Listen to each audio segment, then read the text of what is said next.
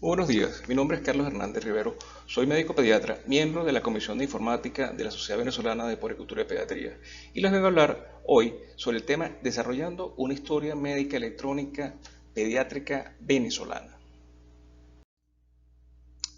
Tengo que hacer una aclaratoria como declaración de conflicto de intereses. Trabajo también para una compañía que se llama Sysmédico, que es una compañía encargada de desarrollo de software médico para la consulta.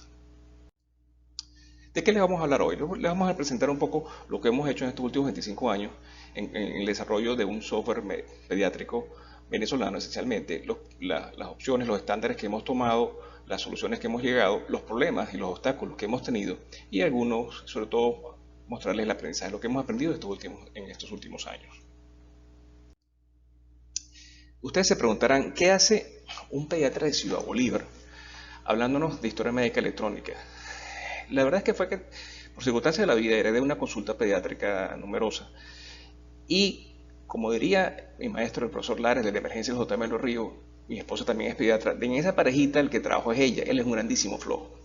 Y quizás por flojera, y un poco pensando o tomando esta frase de Gates, que dice que él escogería siempre a las personas más flojas para hacer el trabajo más duro, porque esas personas flojas siempre van a encontrar una forma fácil de hacer las cosas.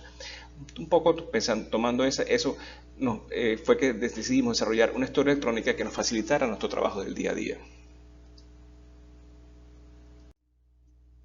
El año pasado, como parte del trabajo de la Comisión de Informática, pasamos una encuesta a los médicos pediatras venezolanos, miembros de la sociedad, y nos encontramos con esto. Nos encontramos que el 62% no usaban historias médicas electrónicas y más de la mitad no usaban ni siquiera software antropométricos para cálculos de peso y talla. Es decir, que el uso de software médico de apoyo a la consulta era muy pobre, o es muy pobre. Entonces volvamos al principio. ¿Por qué necesitamos informatizar los servicios de salud? Primero, para mejorar la calidad de la consulta. Segundo, porque esto nos permite acceso a la información instantánea y compartirla. Eso, además, aumenta la seguridad de los pacientes mediante cálculos adecuados de récipes e indicaciones claras y legibles. Y por último, no por último, siempre al principio para bajar costos, el tema de bajar costos. Y el centro de la informatización de los servicios de salud es la historia clínica electrónica. Cuando comenzamos a trabajar en esta área en el 94, los primeros que hicimos fue para buscar, fue unas publicaciones del pediatra, primero en el 2001 y después en el 2007 de este doctor Andrew Spooner, donde nos hablaban de qué cosas debería tener una historia electrónica pediátrica. Identificación flexible, tablas de crecimiento, terminología de la especialidad, cálculo por peso, almacenamiento de los datos de inmunizaciones, reportes flexibles. Después conocimos de esta organización, de la Health Level 7, y usamos muchos de sus estándares en el desarrollo de nuestro software. Al final de cuentas, una historia médica electrónica no es pasar a Word, la vieja historia del papel diseñada en el Hospital Vargas. Es trabajar con una historia electrónica, es una nueva estructura, es una nueva forma de pensar y de aprender. Así como la creación de la pluma y de la escritura significó una reestructuración del acto de la memoria, la computadora ha modificado nuestra manera de manejar la información. La informática definitivamente se metió en nuestra vida. Las computadoras hacen muchas cosas, muchas mejor, algunas peor, pero todas definitivamente las cambian. Y no es la primera vez que hemos cambiado la forma de hacer las cosas. Ahora, ¿qué cosas nos sugieren a ustedes que hay que usar una historia electrónica? Primero, las historias médicas de papel son ilegibles. Segundo, no hay capacidad para manejo rápido de información. Hay errores frecuentes en el tratamiento porque la prescripción no se entiende ni en la farmacia ni en el paciente. Además de eso, tenemos poco tiempo para hablar con los pacientes enredados en el papeleo de escribir récipes, certificados, constancias. Y además tenemos poco tiempo para acceder a la información actualizada. Y no existe una forma de evaluar lo que está haciendo en la consulta todos los días. Y además, no estamos en Estados Unidos, pero siempre tenemos que tener un control de los ingresos y eso nos permite más fácilmente una historia electrónica. ¿Qué nos hace una historia electrónica normal, de adulto? Permite tener una página de control de citas, manejar la historia clínica propiamente dicha, nos permite integrar o tener en un solo sitio todo, imágenes, laboratorios, electro, tomografías, todo en un solo sitio. Nos permite elaborar récipes e informes de forma rápida y clara. Nos permite hacer investigación, nos permite controlar resultados. Y por supuesto está la parte administrativa de control de ingresos y fiscal. en el caso de las historias pediátricas, se anexa a esas características anteriores el manejo de las tablas de inmunizaciones, las tablas de crecimiento, la parte de dosificación, la parte de mantener privacidad. Vamos a mostrarle un poco ahora cómo hemos resuelto nosotros con nuestras historias estos problemas. La primera es mantener la privacidad. Toda historia electrónica debe accederse con un usuario y una clave. Esta es la página de control de citas. No solamente te permite ingresar rápidamente con número de cédula, número de historia, el paciente al listado de las consultas del día, sino también te permite anotar horas de llegada, horas de salida y acceder directamente a la facturación. Esta es la página nuestra de identificación. Casi todo se llena con menús desplegables. No hay que estar escribiendo tanto, que esa es la idea siempre, escribir lo menos posible. Esta es nuestra página de antecedentes familiares.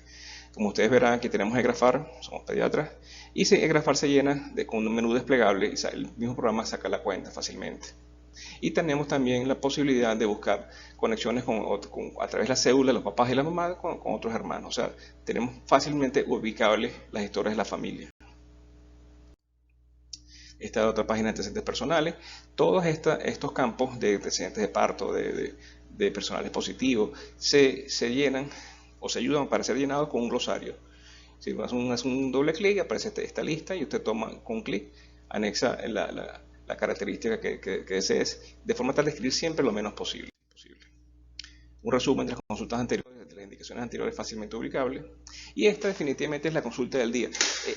Cuando uno usa una historia electrónica, la consulta del día, la pantalla de la consulta del día es como las pantallas de un avión, como es para el piloto el tablero de indicaciones. En el caso nuestro, si el peso está muy bajo se pone amarillo, o si está muy gordito se pone anaranjado, si el índice de masa corporal está correcto se pone azul, o la circunferencia de brazo medio. Es decir, ya la historia, al simplemente usted meter los valores, les está dando información. Hay 4 grandes campos que corresponden al motivo de consulta, al examen físico, al diagnóstico y al plan. Tiene acceso puede tomar fotos y tenerlas disponibles, radiografías, tomografías, todo puede ser guardado directamente. Puede, de acuerdo al diagnóstico, tener acceso a protocolos. Y llegamos a una parte importantísima, sobre todo en la primera fase del desarrollo de historias electrónicas, es la parte del récipe, ¿no? El maestro Zapata comentaba en una oportunidad que no hay necesidad de que el paciente sepa lo que está escribiendo el médico. Si uno se entera de todo cuanto el médico escribe, la medicina perdería todo el misterio que la rodea. Y la cantidad de cosas que el médico ignora es mucho más grande que la que el paciente desconoce. Y que en la medida que la ciencia médica avance, en esa medida se irá aclarando la letra de los médicos. Entonces esto fue lo que pasó. La ciencia médica avanzó, la informática avanzó y se aclaró la letra de los médicos. Podemos ahora imprimir rápido y claro las indicaciones, que bien calculadas. Esto es lo que hacíamos, lo que hacía ya yo en los años 90 y lo que sigue haciendo en muchos sitios. Y hay una cosa que es bien importante. Cuando se revisan los estudios de adherencia terapéutica, hay 2 factores importantísimos. Uno, la calidad de la entrevista, la calidad de la relación médico-paciente. Y el segundo factor importantísimo a la hora de que haya buena adherencia terapéutica es la calidad del récipe médico. Estos son los factores principales. Entonces, es bien importante que le pongamos atención a la calidad del récipe que podemos generar.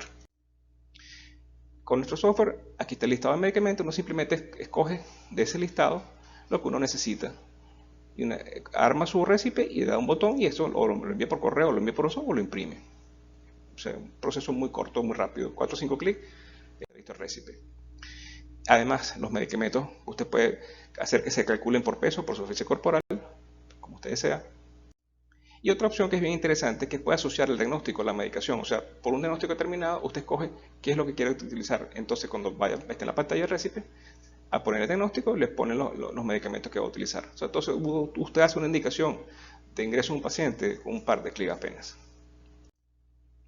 Este récipe que en alguna oportunidad el Ministerio de Salud propuso, era un récipe que tenía 11 parámetros.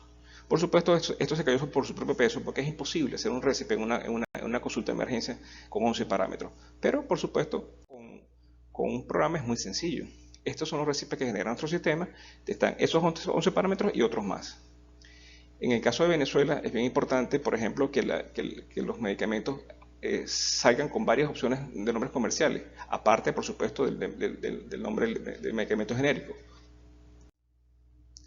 Y Ahorita con la pandemia, programamos para que ese mismo récipe pueda ser enviado como un documento PDF al WhatsApp del paciente directamente. Eso nos facilitó muchísimo el trabajo de teleconsulta.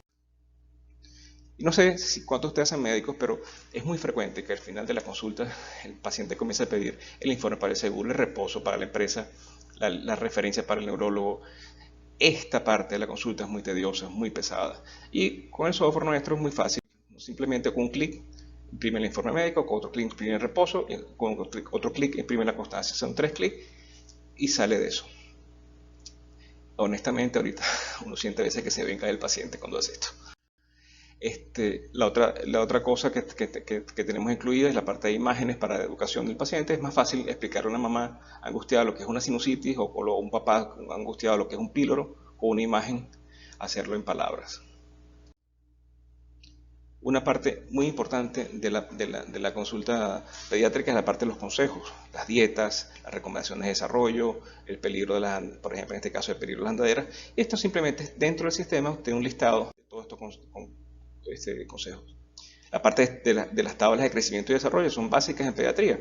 Simplemente parados desde el peso de la consulta del día, usted puede hacer doble clic y aparece la pantalla de que le muestra la tabla de crecimiento. Y no solamente tabla de crecimiento, sino puede usted evaluar el Tanner dentro del sistema con todos sus percentiles correspondientes. Y lo que es bien importante, esa información que usted está recolectando en cada consulta esté disponible para hacer estadísticas, para tener estadísticas, cuántos pacientes se vieron, cuántos se vacunaron, cómo se vacunaron, cuáles fueron los diagnósticos, los motivos de consulta, y poder cruzar toda esta información para evaluar sus resultados. Esta, por ejemplo, es una forma de tener control de cuántos se vieron, cuántos generaron en un periodo dado. Y con esto, tener una idea de lo que han sido los últimos 25 años de consulta en el centro nuestro. La parte de inmunizaciones, una característica de los software pediátricos es que deben tener las inmunizaciones a mano para bien serlas enviadas al paciente o hacerles un plan de cuáles están pendientes.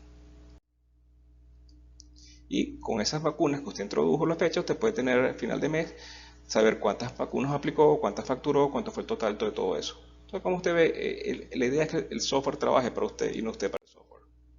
La parte de control fiscal, usted puede hacer facturaciones directamente desde el sistema y tener resultados.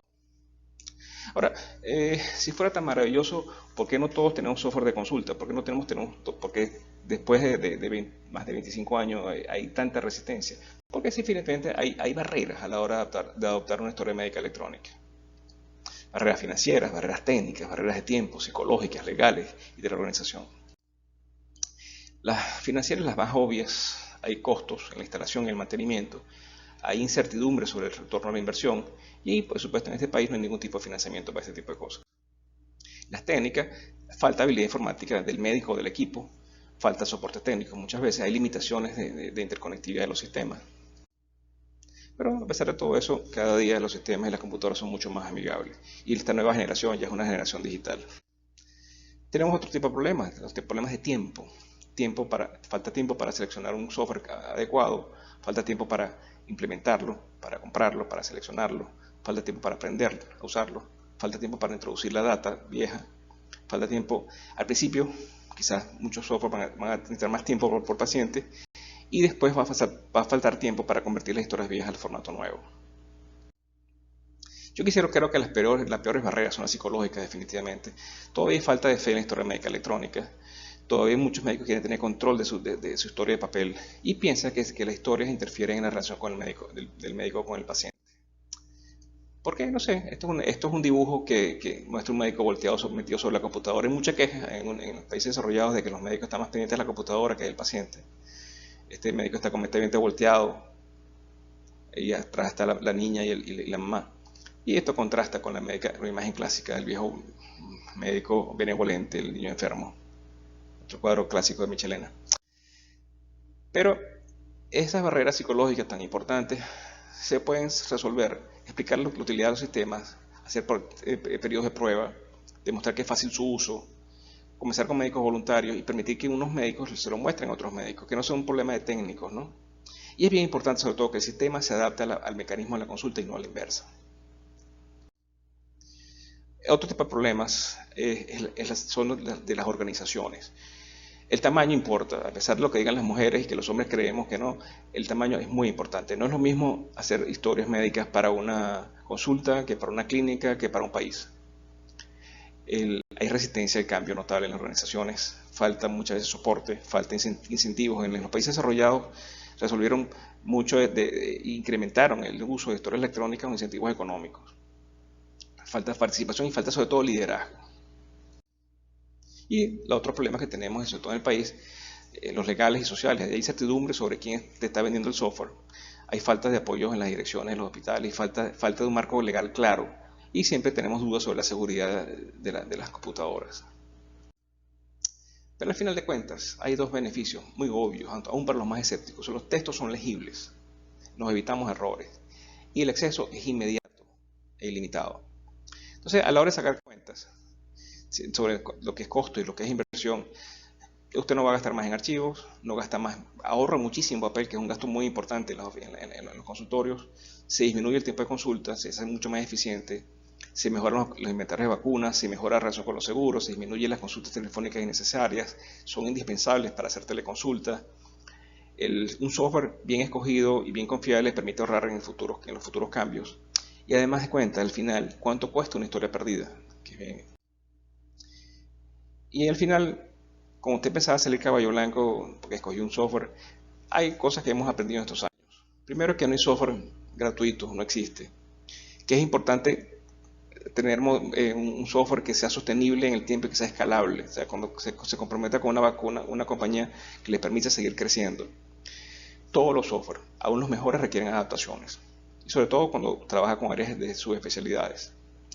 La gestión de ese cambio y la capacitación son permanentes, no es una clasecita, no necesita tener siempre soporte y una relación permanente con la compañía que les venda el software.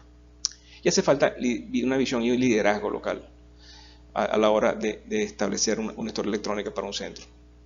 Y es bien importante que el diseño esté centrado siempre en el usuario y darle oír la opinión de los usuarios, tener equipos multidisciplinarios. Yo siempre he pensado que este no es un problema de ingenieros, que este es un problema en principio de médicos. O sea, los médicos tenemos que saber qué queremos y qué pedirle.